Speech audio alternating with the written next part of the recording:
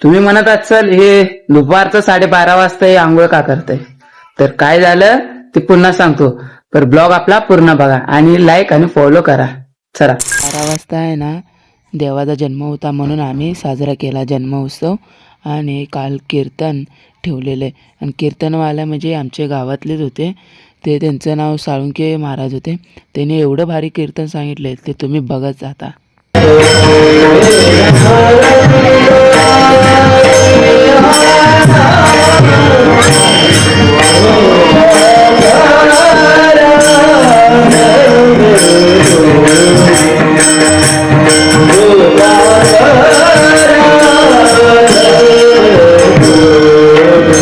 या कारणामुळे मी 12:30 वाजता आंघोळ केली. त्यामुळे सकाळी मम्मी म्हणली चल दारे धरायला म्हणून 2 वाजता आता दातेळ घेऊन चालली दार धरायची. तू दातेळ घेऊन चालली. आता मम्मीला शिव्या घालते. थांबा तुम्हाला दाखवतो. तर तिथं मम्मी दार धरायला आहे का.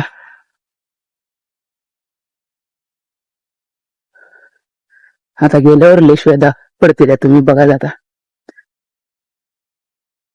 तर मित्रांनो नशीब चांगलं असल्यामुळे शिव्या तर नाही भेटल्या आपल्याला, पर कामं तर लय करायला भेटले आपल्याला. कसं आहे मी बांधले दार.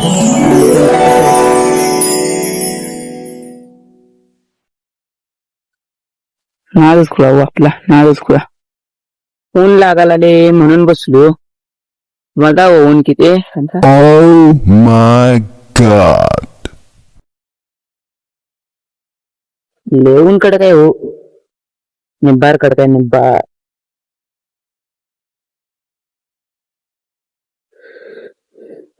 राहणं जेवण मजा येते मित्रांनो. काही पण बोला. तेल चटणी चपाती खायला. भाजी पण चांगली आहे पर चटणी लय तिखट आहे. मी गेलो तिकडे पाणी प्यायला तेव्हा तिथं चालू दिसते. हा तिथं पाणी पिऊन आलो. तेवढं जेवून दारा धरायची रिटर्न. चटणी एवढी तिखट होती मित्रांनो. तिकडे होती डोळ्यातून पाणी आल्या. पाणी पिऊन पण तिकड लागायला रे. सर्दी झाली. मी तिकडे होती चटणी बापा.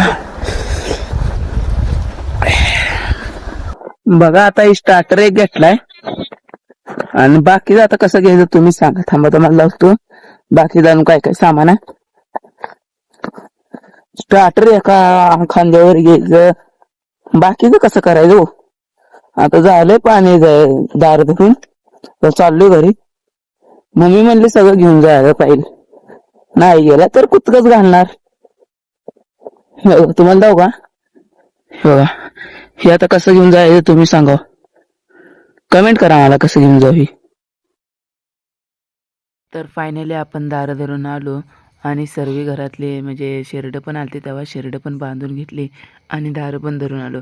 तर तिथे एका कोपच्यात टाकला त्याला तिथंच ठेवला. तर मित्रांनो भेटूया उद्याच्या ब्लॉगमध्ये. तर Goodbye.